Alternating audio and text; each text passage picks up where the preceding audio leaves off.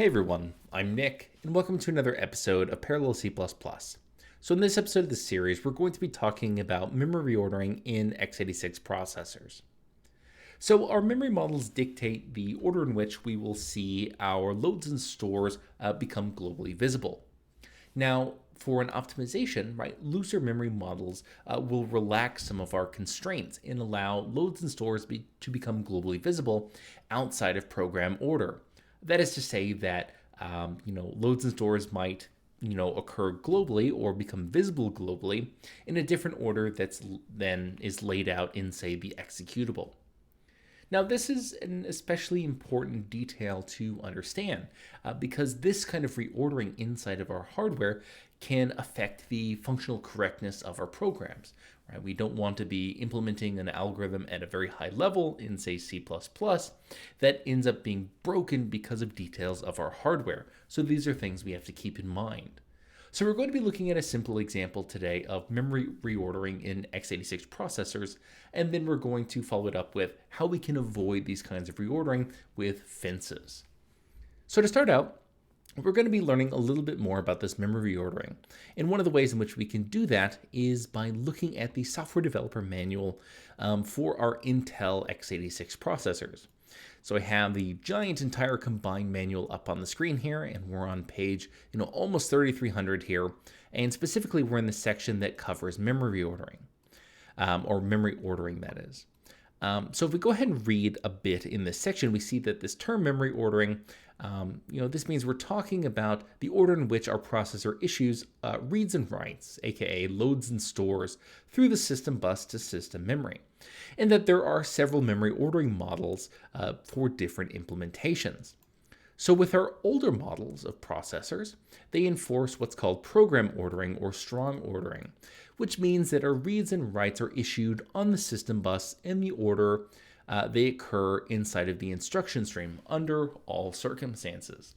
That means if we have, memory operation 1 followed by memory operation 2, memory operation 1 will always become globally visible on the system bus before memory operation 2.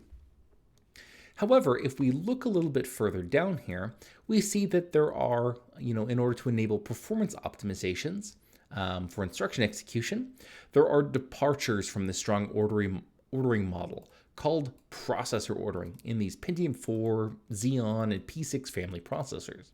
So processors like the i7 processor that we're going to be running on today. So these processor ordering variations allow performance-enhancing operations, such as reads to go ahead of buffered writes, in order to increase execution speeds while maintaining memory coherence even in multiprocessor systems. So all this is really saying is that in order to get better performance, we might do some reordering of operations outside of program order at the hardware level. So to understand this a little bit more, let's go ahead and take a look at these memory reorderings in our more modern processors. So we're going to look at a couple of these different bullet points here to understand what exactly is going on underneath the hood. So there are a couple of very kind of intuitive points here that that are important to know. So first of all, it says that our reads are not reordered with other reads. So all this means is that if we have read 1 followed by read 2, read 1 will become globally visible before read 2 under all circumstances. So following that, we also see that writes are not reordered with older reads. So this is just saying that if we have read 1 followed by write 1, read 1 will always become globally visible before write 1. Moving on, we have a detailing of what happens between writes and other writes. And it says that writes to memory are not reordered with other writes. So if we have write 1 followed by write 2, we'll always see write 1 before write 2. Except for a couple circumstances here. So it talks about these streaming and non-temporal move instructions, and also these string operations. We'll just ignore those details for now. We're not going to be talking about those today. But for the most part, writes are not reordered with respect to other writes. Now, there are some other details in here about reordering with respect to these cache flush operations, things like I/O instructions and so on and so forth. But the key point that we're going to be looking at today, and most and we're most concerned with is this bullet point right here, where it says that reads may be reordered with older writes to different locations, but not to older writes to the same location. So this is saying that if we write to location 1 and read from location 2, we might see the read to location 2 become globally visible before the write to location 1. So we have a reordering of operations outside of program order. Inside of our program order, we might have specified we're doing a write followed by a read, but this is saying that underneath the hood inside of our hardware, what might actually happen underneath the hood is that our read occurs before our write. Now, to understand this a little bit more, the nice thing about this manual is that it has a number of these little litmus tests that help you understand what's going on a little bit further, right, in these kind of minimal examples. And specifically the one that we're going to be looking at today is the fact that our loads may be reordered with older stores here. So our very simple setup for a litmus test here is that we have two memory locations, X and Y, that are initially set to the value 0 here. And we're going to do these simple two instructions, right, across, say, two different processors.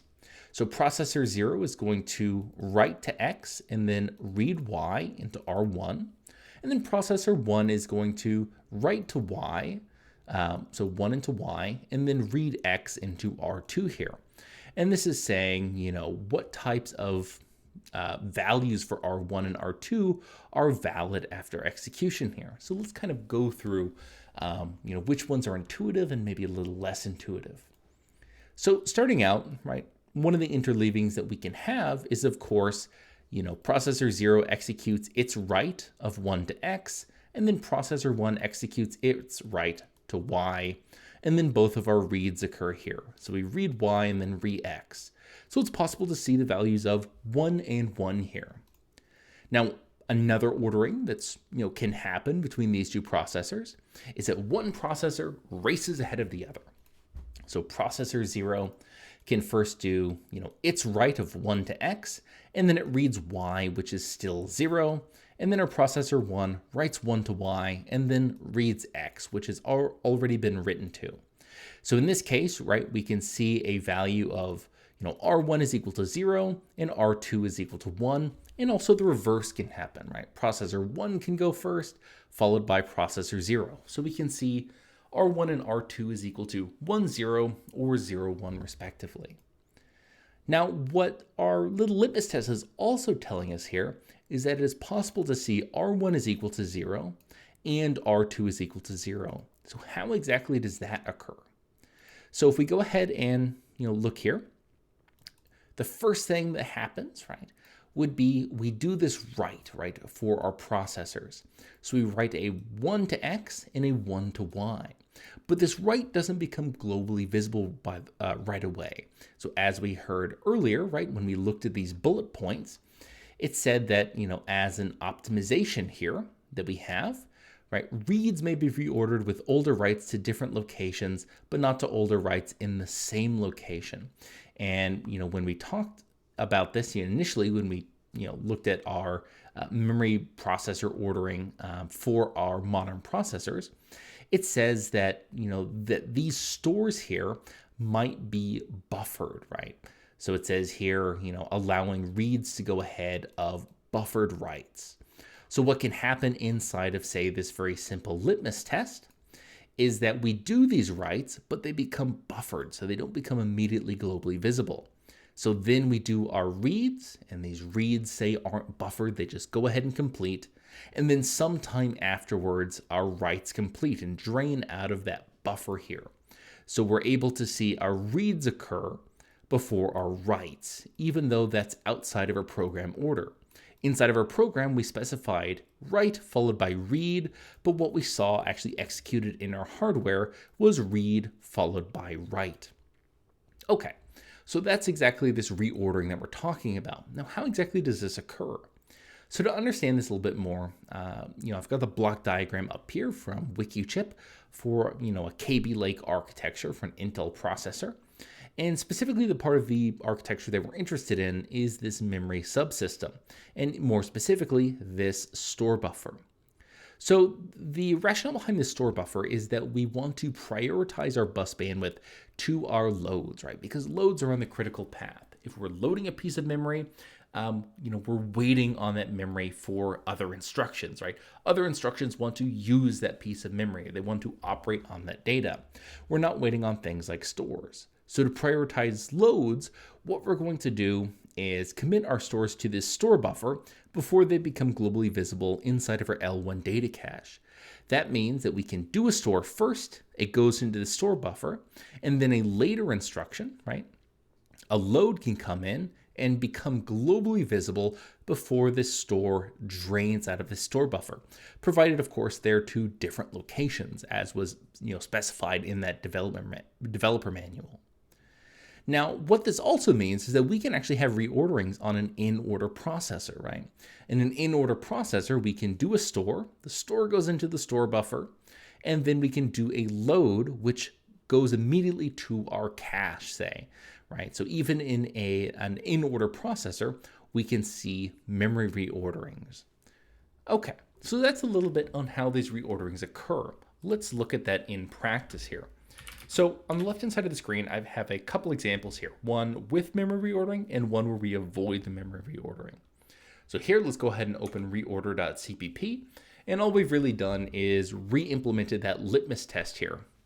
So we're going to be writing and reading to some memory place X here. So this is going to be our reorder function that we're going to run from two threads inside of an infinite loop, and we're going to use some semaphores here to coordinate our work. So each thread is going to wait to be told to start here. Then they're going to write to one location and then read from another location and store it in some integer here, right? And then we're going to compare these integers on each iteration of the loop and see if this write and this read were reordered, right? So we're trying to see if we can see values of 0 being read into this reg variable here. So let's go ahead and see what our setup looks like. So we just create some semaphores to coordinate this work. So 2 semaphores to start our threads and 1 semaphore to wait for our threads to complete. Here are our variables, so X and Y, that we're going to be reading and writing to. And then R1 and R2, where we're going to store the values that we read from X and Y respectively. We have our threads that we launch here, right? One of our threads will be writing to X and then reading Y. And then our other thread will be writing to Y and then reading X here. And then we're just going to run this inside of an infinite loop here, an infinite for loop. So each iteration, we're going to zero out X and Y. We're going to tell our threads to continue, right? So our threads are waiting at that semaphore. So we tell our threads to continue. We wait for our threads to complete, and then we check to see if a reordering occurred. So we check to see if we read, both of our values equal to 0 here. So, if X and Y were both equal to 0 here, we're going to go ahead and check that in here, and we'll print it out and we'll kill the program if we saw this reordering. And if we didn't see the reordering, we'll just proceed on and print out all good in the values of R1 and R2 here. Okay, so let's go ahead and run this program. So we can go ahead and compile reorder.cpp. We'll do it with O3 optimizations, C++20 since we're using these semaphores, and linking against libp thread. So let's go ahead and run reorder here. And we see after some number of iterations, so around 21,000 in this case, we see we finally hit a case where we have reordering. So R1 is equal to 0 and R2 is equal to 0.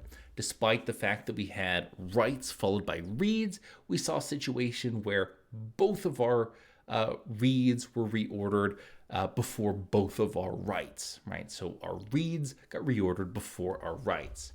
And you can see our different orderings for R1 and R2 here. So in a number of these situations, we see 0 and 1. Occasionally, we'll see 1 and 0. And somewhere in here, you might even see, 1 and 1.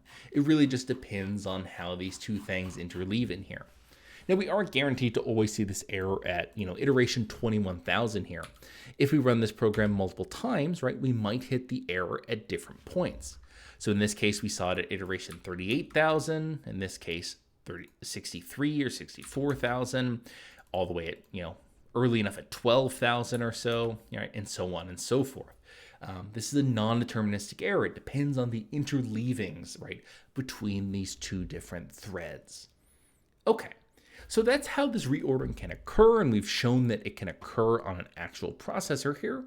What if we need to avoid this reordering? What if our program relies on, say, a write occurring before a read? Now, one of the ways we can get around this is through a fence instruction. So here I've got the Intel Intrinsics guide up again, and this time we're looking at this mfence instruction here. So if we go ahead and look at the description of this instruction, it says that it performs a serializing operation on all load from memory and store to memory instructions that were issued prior to this instruction, and that it guarantees that every memory access that precedes the fence is globally visible before any memory operation that follows the fence in program order. So it's a way of enforcing that all of our previous stores, right, will be globally visible before the later reads, right? It's a way of draining that store buffer before we allow reads to continue. So let's go ahead and see how we can avoid this reordering inside of this barrier.cpp. So we have the exact same code in here, right? So the exact same reorder function that we're going to be running on two different threads, but now between our write and our read here, we're going to have this mfence instruction here, or this intrinsic. And this intrinsic is going to insert this fence between this write and this read. And that's going to make sure that this write goes through our store buffer and becomes globally visible before this read can occur. That way we don't have a reordering of this read before this write. Okay, so let's go ahead and quit out of here. And we can go ahead and compile this barrier.cpp with the exact same compilation flags, 03, C++20, and linking against libpthread. And what do we see when we run this program? Well, it's an infinite loop, right? It just continues going on and on forever. We no longer hit that reordering anymore, right? Because we put in this fence, right? Which makes sure that all of those previous operations become globally visible before later operations, right? In program order, right? So here I just killed it with Control-C because it's never going to quit. Okay, so that's going to go ahead and do it for this video. It's a little bit on this idea of memory reordering in x86 processors and these memory models. Below the video, I'll make sure to link the software developer manual that we looked at, as well as Wikichip for this diagram, and of course the Intrinsics guide that shows off this mfence. Now, as always, you can find this and any of my other examples at github.com/coffeebeforearch. But that's going to go ahead and do it for today. As always, I'm Nick, and I hope you have a nice day.